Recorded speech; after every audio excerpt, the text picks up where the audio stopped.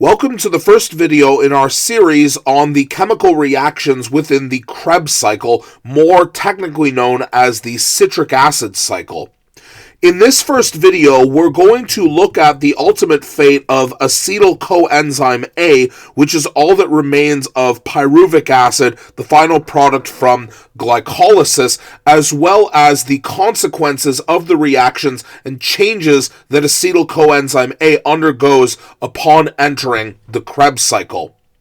Now, before we get to the actual chemical reactions, a few disclaimers. You're going to see a number of relatively complicated organic chemical mechanisms, which once again are not mandatory to understand, certainly not before undergrad, but are simply here to show how one set of reactants react with each other and produce a very specific set of products.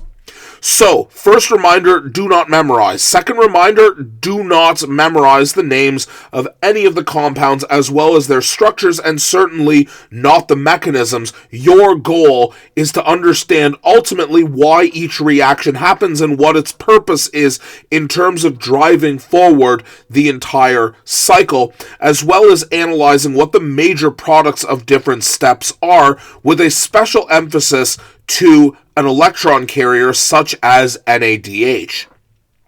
So if we look at how acetyl-coenzyme A is integrated into the cycle, the first thing that we need to do is actually break the coenzyme A off of acetic acid so that it can then integrate within the cycle. And we can do this through a fairly simple hydrolysis reaction here, where the OH from water will form a bond with this carbon, therefore regenerating the acid side of this structure here. And then the sulfur here, after this bond breaks, it can be used to take this hydrogen here from the water molecule, therefore regenerating the HS group on coenzyme A and freeing up acetic acid to integrate into the citric acid cycle. Now, the name of the enzyme,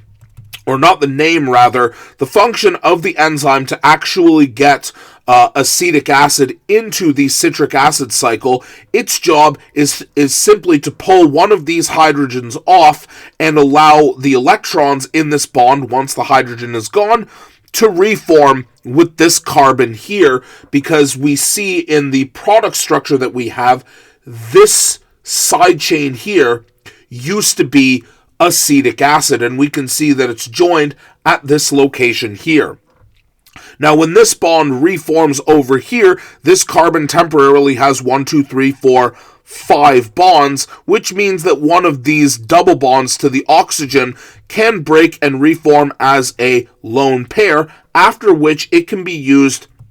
to take the hydrogen that the enzyme originally took from acetic acid in order to regenerate the enzyme so that it can be reused, generating an OH group right here where the double bond O used to be, with acetic acid now part of this chemical structure here, and this produces the central molecule in the citric acid cycle. So not surprisingly, this is what we call citrate, referring to the ionized form of citric acid.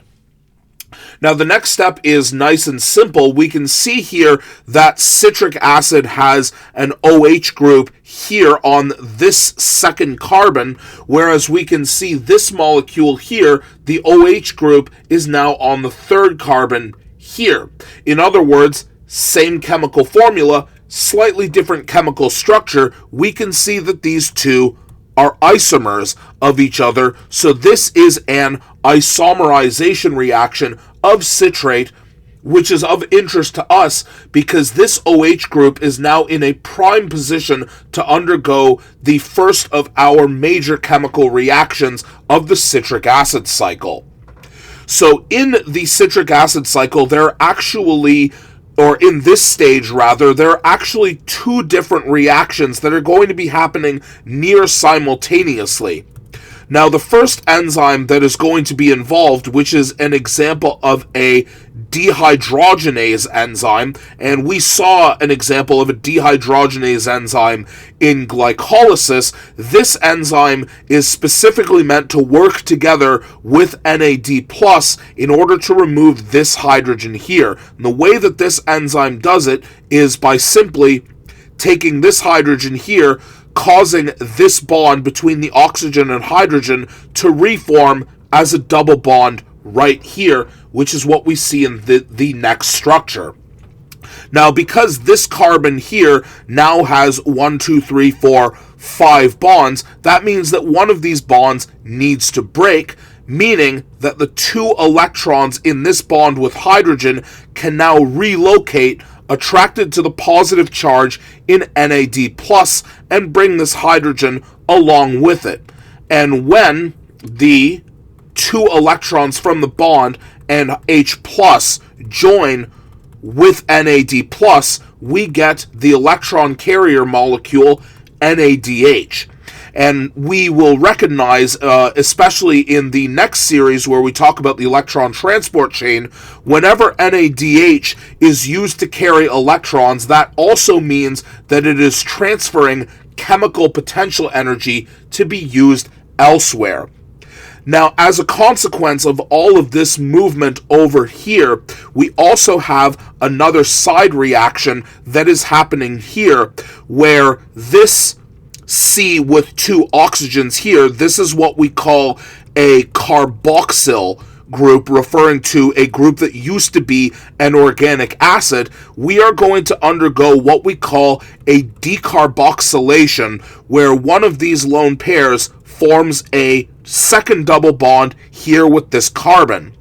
Now this carbon, as we've seen before, has 1, 2, 3, 4, 5 bonds, which means one of these bonds needs to break, and as it happens, it's this bond that is going to break and form a bond with this hydrogen that was taken by the original dehydrogenase enzyme, giving us the hydrogen that is here now. And if we look at the molecule that is removed at this side, we see a carbon with 2 double bonded oxygens, which you should immediately recognize as carbon dioxide. Now, even people who haven't studied the organic metabolism of glucose understand that carbon dioxide is the most common waste product produced by the body, and every time you exhale, you're getting rid of the carbon dioxide that you produced, the first location of which is actually in this reaction here. Now, if you understand the mechanism of how a decarboxylation reaction occurs, the next step immediately begins with another decarboxylation reaction, and this is the last reaction that we're going to talk about because it has many similarities to the previous one.